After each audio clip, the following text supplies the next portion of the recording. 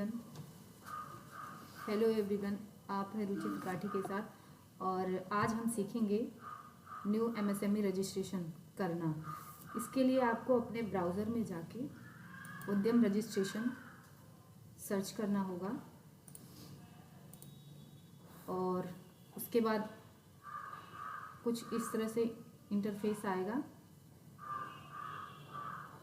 इसके लिए आपके पास पहले से आधार, पैन, बैंक डिटेल, ये तीनों चीज़ होनी चाहिए। कुछ इस तरह से इंटरफेस आएगा और आप यहाँ जाके क्लिक करेंगे। यहाँ क्लिक करने के बाद कुछ इस तरह से ओपन होगा। यहाँ पे आपको अपनी बेसिक डिटेल, आधार नंबर 12 डिजिट का और उस पर अंकित नाम ऐड करना है और फिर जो है जनरेट करना है। तो आपके रजिस्टर्ड मोबाइल नंबर पे एक OTP आएगी जिसको आपको यहाँ ऐड करके फिर वैलिडेट करना है। ठीक है, उसके बाद ये वैलिडेट होगा और फिर ये आगे आ जाएगा। फिर यहाँ पे आपके पैन का वेरिफिकेशन होगा।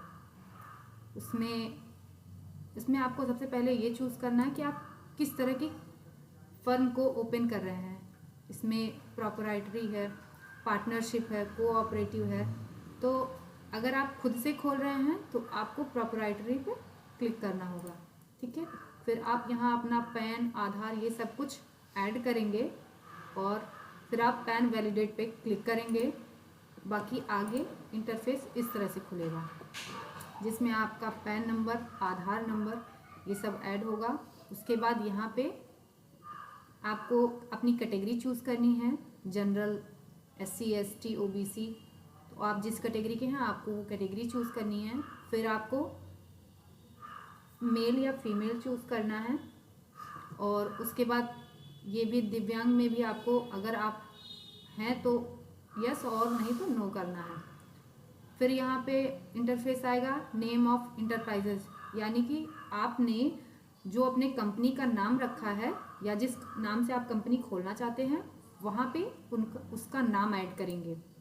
ठीक है, और यहाँ पे फिर आपका ऑफिस एड्रेस, जो जहाँ से आप काम करना चाहेंगे, आपका हेड ऑफिस का एड्रेस यहाँ पे आप बेसिक डिटेल फिल करेंगे। फिर आप आगे बढ़ेंगे। उसके बाद यहाँ पे आपको सारी चीज़ें करनी है। फिर आपको जो आपने बैंक डिटेल जो रखा है अपने पास वो आपको फिल करना होगा यहाँ पे, जैसे कि बैंक का नाम, उसकी IFSC कोड और बैंक अकाउंट का नंबर यहाँ पे ऐड करेंगे। फिर आप यहाँ आएंगे नंबर ऑफ पर्सन एम्प्लॉय।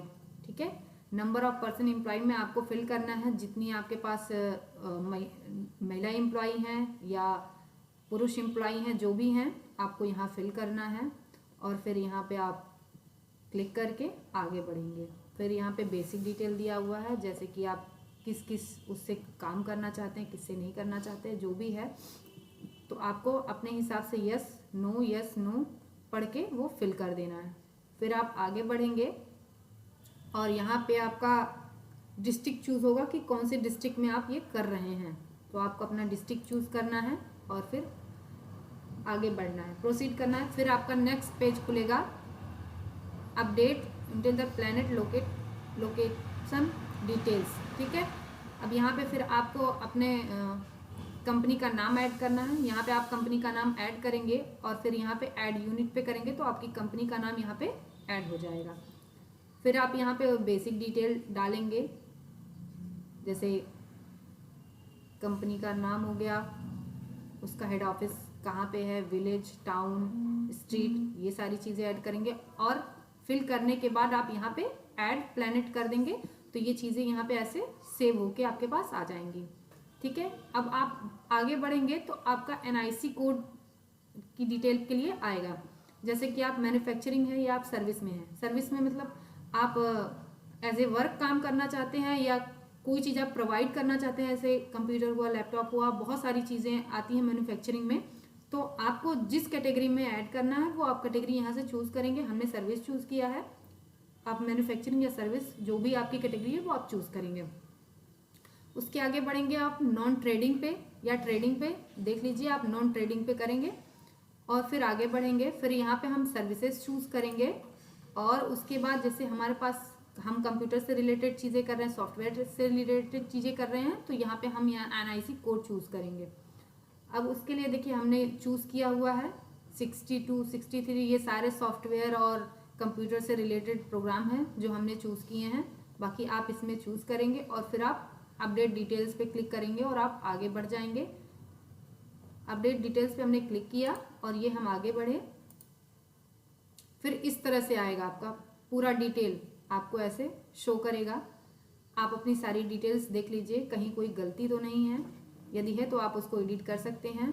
और फिर अगर सब कुछ सही है तो फिर आप यहाँ पे प्रिंट सर्टिफिकेट पे जाइए। आप ये जब ये प्रिंट सर्टिफिकेट पे क्लिक करेंगे तो फिर ये आपका सर्टिफिकेट रेडी होके आ जाएगा और फिर आप इसको डाउनलोड प्रिंट कर सकते हैं। यहाँ पे आप क्लिक करेंगे, इसके बाद आप इसको डाउनलोड कर सकते हैं, डाउनलोड करके रख सकते हैं। तो ये दोस्तों ये रेडी हो गया आपका MSME सर्टिफिकेट।